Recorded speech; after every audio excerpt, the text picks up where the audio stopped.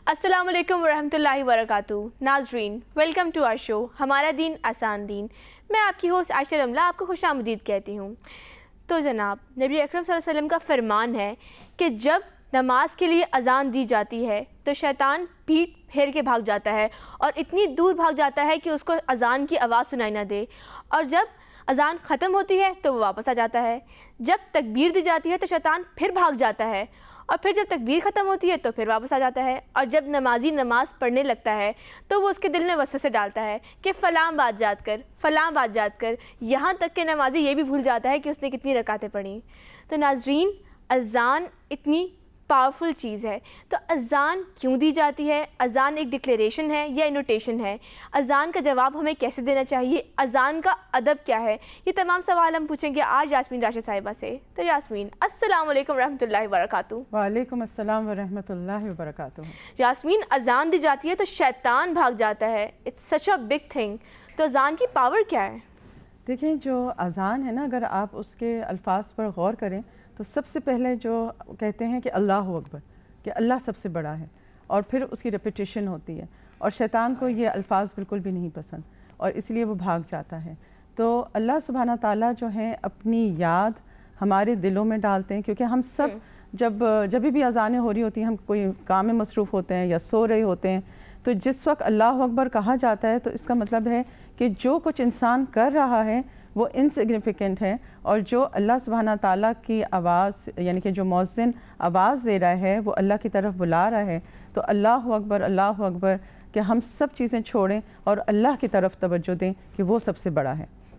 तो यास्मीन, अज़ान एक डिक्लेरेशन है या इनोटेशन है कि हम ये डिक्लेयर करें कि अल्लाह सबसे बड़ा है, या हम इनवाइट कर रहे हैं अपनी तरफ? देखिए, अल्लाह सुब्हाना ताला हमें इनवाइट कर रहा है और हम डिक्लेरेशन दे रहे हैं। सही। वो कैसे कि आप देखें कि जब आपने बच्चों को कलमा पढ़ाना होता है, जब छोटे बच्चे होते हैं, तो आप कैसे कलमा पढ़ाते हैं या कैसे सिखाते हैं?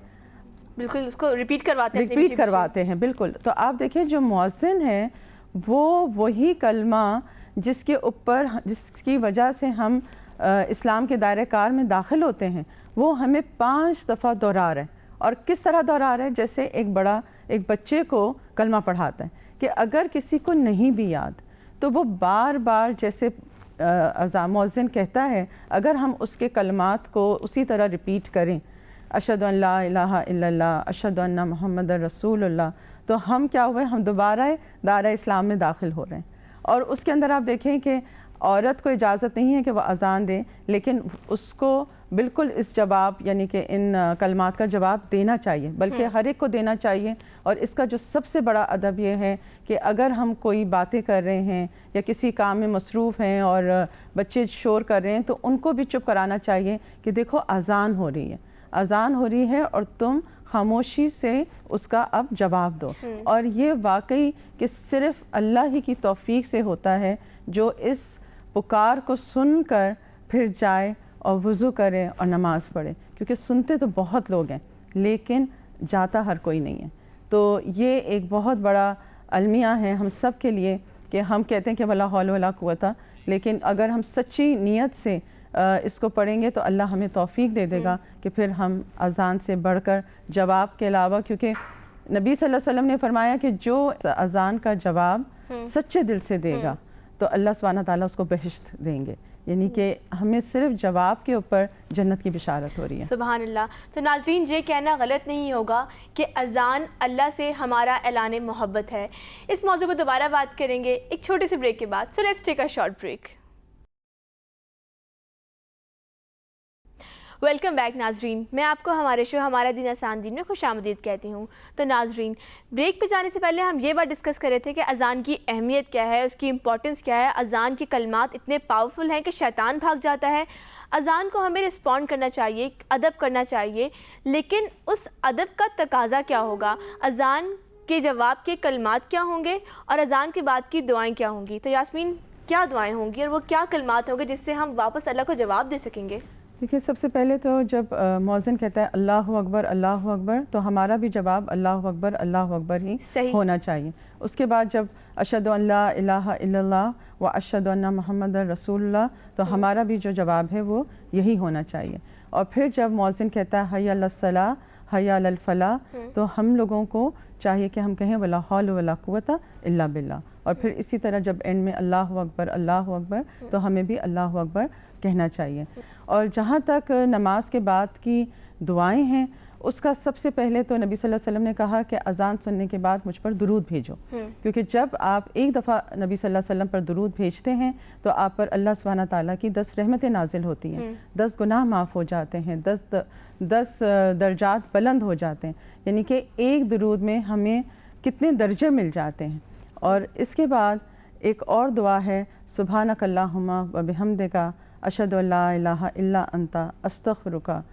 تو یہ جو دعا ہے کہ ہمیں راضی ہو گیا، میرے اللہ کو رب میں نے مانا اور نبی صلی اللہ علیہ وسلم کو میں نے اپنا رسول مانا، اور دین جو ہے اسلام اس پہ میں راضی ہو گیا، تو یہ وہ سوالات کے جواب ہیں اور جو ہم سے قبر میں کیے جائیں گے۔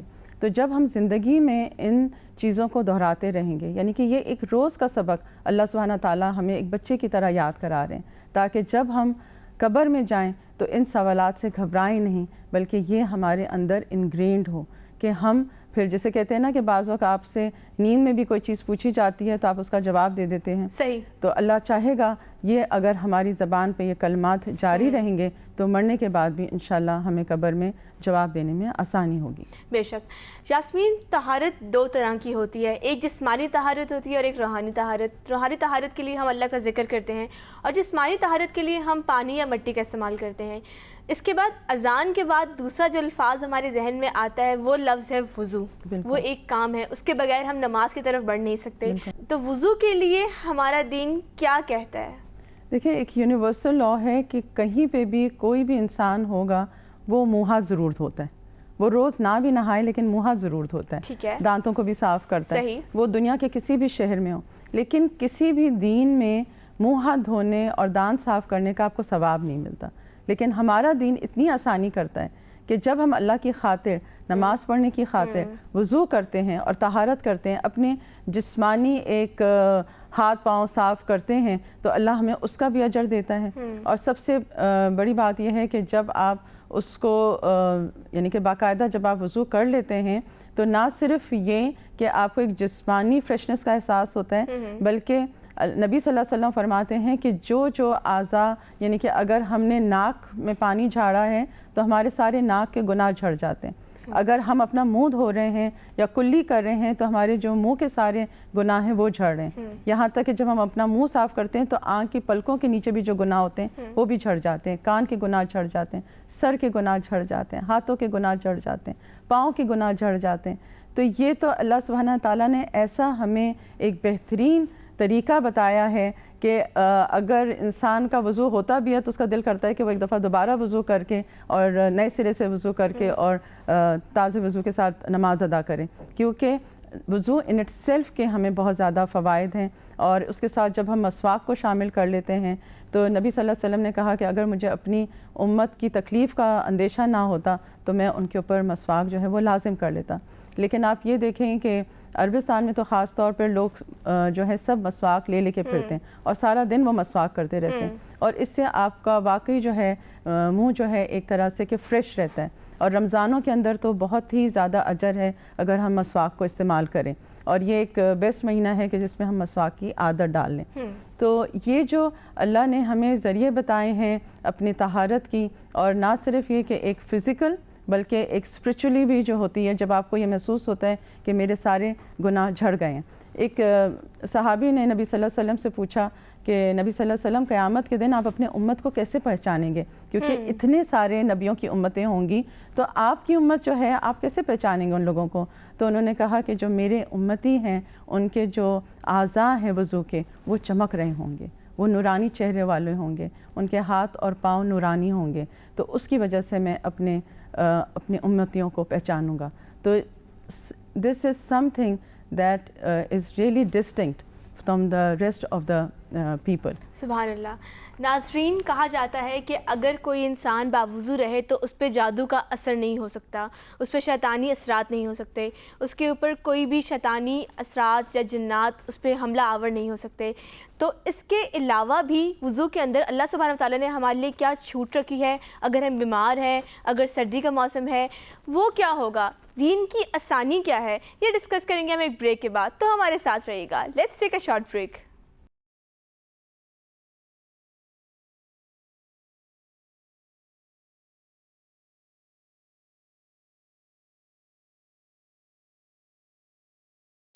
ویلکم بیک ناظرین. میں آپ کو ہمارے شو ہمارا دین آسان دین میں خوش آمدید کہتی ہوں. تو ناظرین، بریک پہ جانے سے پہلے ہم یہ بات ڈسکس کر رہے تھے کہ وضو کرنے سے ہمیں ثواب ملتا ہے، ہمارے صغیرہ گناہ جھڑتے ہیں. تو وضو کرنا ضروری ہے، اس کے بغیر ہماری عبادات مکمل نہیں ہیں. لیکن اگر سردی ہو، کوئی بیمار ہو، تو کیا ہمارے دین نے کوئی آسانی بھی رکھی ہے یاسمین؟ جی بالکل آسانیاں ہیں. اگر تو کوئی شخص بہت بیمار ہے اور بیڈ پہ ہے تو اس کے لیے بہت آسانی ہے کہ وہ ایک دفعہ ہی اپنے ہاتھوں پاؤں کو دھو سکتا ہے. اور اگر کہیں بینڈیج ہے یا کچھ ہے تو اس کے اوپر پھر وہ مسح کر سکتا ہے. اور باقی رہا کہ اگر بہت سردی ہے یا کچھ ایسے حالات ہیں کہ بار بار آپ سے نہیں وضو ہو سکتا تو اس کے اندر اگر ایک دفعہ مکمل وضو کر کے اور موزے پہن لیے جائیں تو پھر وہ 24 گھنٹے تک جو ہے اگر آپ پاؤں پہ بھی مسح کریں تو وہ قابل قبول ہوتا ہے.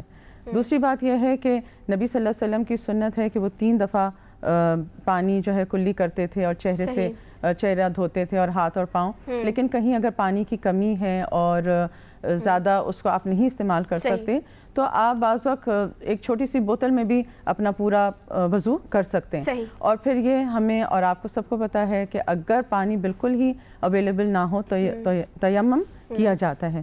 اور تیمم جو ہے وہ پاک مٹی سے ہوتا ہے اور جس کے اندر اس کو آپ اپنے ہاتھوں میں مٹی کو لے کے اور ہلکا سا جھاڑ کے اپنے چہرے کو اور ہاتھ کو آپ نے صاف کرنا ہوتا ہے یا پھیرنا ہوتا ہے. تو یعنی کہ اس سے زیادہ آسانی جو ہے طہارت کی ہو نہیں سکتی، کیونکہ اس کے اندر جب ہم تیمم کرتے ہیں تو ہمیں اور کسی اعضاء کے اوپر مٹی پھیرنے کی ضرورت نہیں ہوتی، صرف چہرے اور کوہنیوں تک کے ہمارے جو ہاتھ اور ہتھیلی ہوتے ہیں. ٹھیک ہے. تو اس میں یعنی کہ اگر غسل بھی اگر کرنا ہو اور پانی نہ ہو تو اس حالت میں بھی تیمم کیا جا سکتا ہے. یعنی کہ وضو کرنے کی بہت سہولتیں ہمیں اللہ سبحانہ تعالیٰ نے دی ہیں. اور کچھ ایسا یہ جو شیطان کا حملہ ہوتا ہے، کیونکہ جیسے اذان یعنی کہ رک جاتی ہے اور شیطان آ جاتا ہے تو وہ ظاہر سے بات ہے کہ وہ انسانوں کے اوپر ہی وسوسے ڈالتا ہے کہ ابھی وضو نہ کرو یا بھی ٹھنڈ ہے یا پھر بعد میں پڑھ لینا. اس کی وجہ سے وہ پھر چیز جو ہوتی ہے وہ ڈیلے ہو جاتی ہے.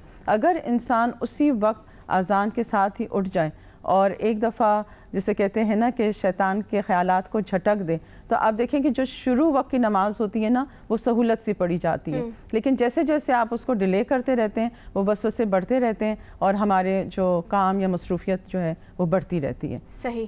تو یاسمین، آپ کیا سمجھتی ہیں کہ صفائی میں اور جو ٹرم ہم اسلام میں استعمال کرتے ہیں طہارت، صفائی، عام صفائی اور طہارت میں کیا کوئی فرق ہے؟ دیکھیں یعنی کہ جو عام ہاتھ منہ انسان کا دھونا ہوتا ہے وہ کبھی صحیح طرح سے دھوتا ہے، کبھی نہیں دھوتا. لیکن جو طہارت یا وضو کا ایک خاص طریقہ ہے، ایک خاص سیکوینس ہے، یعنی کہ آپ نے اسی طرح کرنا ہے. اور یہاں تک کہ آپ نے اپنے پاؤں کو بھی لازم دھونا ہے ٹخنوں تک. تو یہ چیز ایسی ہے کہ آپ کو اوپر سے لے کے نیچے تک جو ہے ایک فریش فیلنگ یا پاکیزہ فیلنگ دے دیتی ہے. کیونکہ کئی دفعہ آپ دیکھیں کہ باہر ہوتے ہیں لوگ، جوتے بند پہنے ہوتے ہیں، اس میں اسمیل ہو جاتی ہے.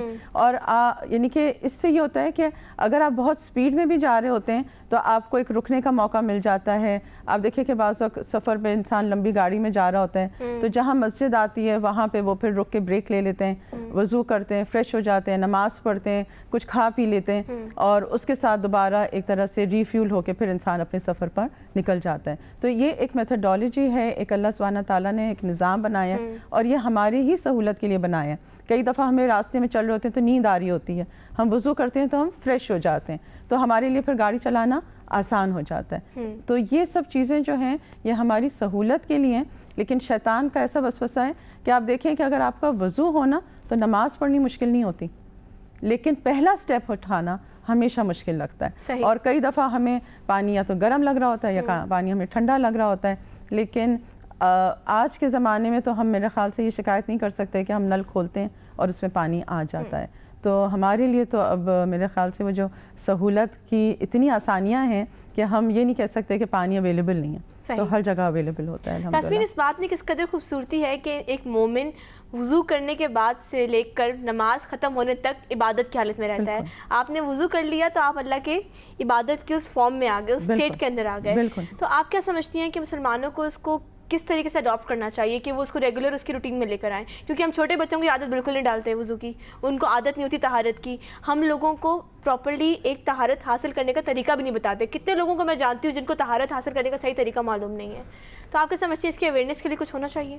دیکھیں, اب اس میں تو انڈیویجولی طور پر یا اسکول کالجز میں اس چیز کو, کیونکہ جب ہم بات کرتے ہیں اسلامک بیسڈ اسکولس کی, تو اس کے اندر میں نے یہ دیکھا ہے کہ وہ خاص طور پر جو ہے بچوں کو جہاں لنچ بریک دیتے ہیں وہاں پہ ان کا نماز کا بھی بریک ہوتا ہے, اور اس کے اندر جو ٹیچرز ہوتی ہیں ان کو باقاعدہ کلیکٹیولی سکھاتی ہیں کہ کس طرح سے وضو کیا جائے, اور پھر اس کے اندر باقاعدہ بچوں کی جماعت ہوتی ہے, تو وہ بچوں کے اندر کوالٹیز انگرینڈ ہو جاتی ہیں.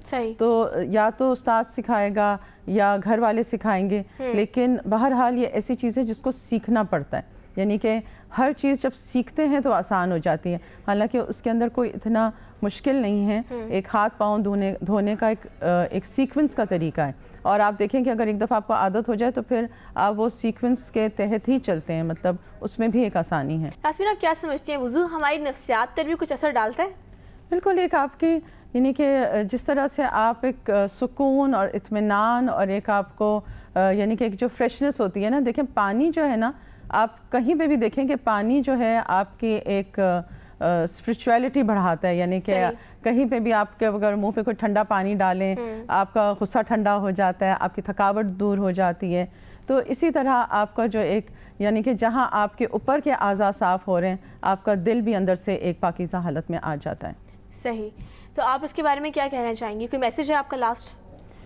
میں تو یہی کہہ سکتی ہوں کہ وضو کر لو یا وضو کی حالت میں رہو, کیونکہ انسان جب وضو کی حالت میں رہتا ہے تو وہ اللہ کے قریب رہتا ہے, اور اس میں دیکھیں کسی کو بھی نہیں پتا کہ اس کی موت کب آئے گی. اگر آپ نے ایک اذان کے ساتھ ایک نماز پڑھ لی تو آپ کو کوئی گارنٹی نہیں ہے کہ دوسری اذان تک آپ زندہ ہیں کہ نہیں. تو جو سب سے بڑا اگر آپ اپنے آپ پر احسان کریں گے کہ اگر آپ نے اذان کا جواب دیا اور آپ نے وضو کیا, اور وضو کے بعد بھی آپ نے دعا پڑھی, اور آپ نے یعنی کہ اپنے آپ کو اپنے دین کو ریوائیو کر دیا, اور اس کے بعد اگر آپ اللہ کے پاس چلے بھی گئے تو کم از کم آپ طہارت کی حالت میں ہوں گے, آپ نے کلمہ پڑھ لیا ہوگا, اور آپ کی موت دین میں اسلام پر آئے گی. بہت شکریہ یاسمین. ناظرین, میں امید کرتی ہوں کہ آپ کے لیے موضوع بالکل کلیئر ہو گیا ہوگا. ہمارے دین نے ہمارے لیے بہت آسانی رکھی ہے, اور سب سے بڑی آسانی, سب سے پہلی آسانی کی جو بات میں کرنا چاہوں گی وہ یہ ہے کہ ہمارے لیے اللہ سبحانہ و تعالیٰ ایکسیسیبل ہیں. جب اذان ہوتی ہے تو اللہ ہمیں اپنے پاس بلاتا ہے کہ آپ آئیں اور جا کے آپ اللہ کے سامنے سجدے میں جائیں اور اللہ کے سامنے اپنا حال بیان کریں. ایک بات. دوسری بات یہ کہ وضو بھی ہمارے لیے عبادت ہے. اللہ تعالیٰ نے ہمارے لیے ہر چیز کو ثواب کا ذریعہ بنا دیا ہے, تو ہم کیوں نہیں اس طرف جاتے؟ ہم یہ چھوٹے چھوٹے اعمال سے تو ہم اپنی نیکیاں گیدر کر ہی سکتے ہیں. ہمارا دین اتنا آسان ہے کہ ہمیں اذان کا جواب دینے پہ ثواب مل رہا ہے, ہمیں اذان کے بعد دعائیں کرنے کا ثواب مل رہا ہے, ہمیں وضو کرنے کا ثواب مل رہا ہے, وضو کرنے سے ہمارے گناہ کم ہو رہے ہیں, وضو کے بعد ہم جتنی دیر ہم وضو میں ہیں ہم عبادت کی حالت میں ہیں. کم از کم یہ چھوٹے چھوٹے ٹک تو لگاتے جائیں اپنے اعمال نامے میں. بڑے بڑے اعمال کرنے کی توفیق بھی اللہ تعالیٰ خود ہی دے دے گا اور راہیں آسان کر دے گا. ہم امید کرتے ہیں کہ آپ کو ہماری یہ کوشش پسند آئی ہوگی. ہم دوبارہ ایک نیا موضوع لے کے آپ کے سامنے حاضر ہوں گے. تب تک کے لیے آپ کی ہوسٹ آپ سے اجازت چاہے گی. اللہ حافظ.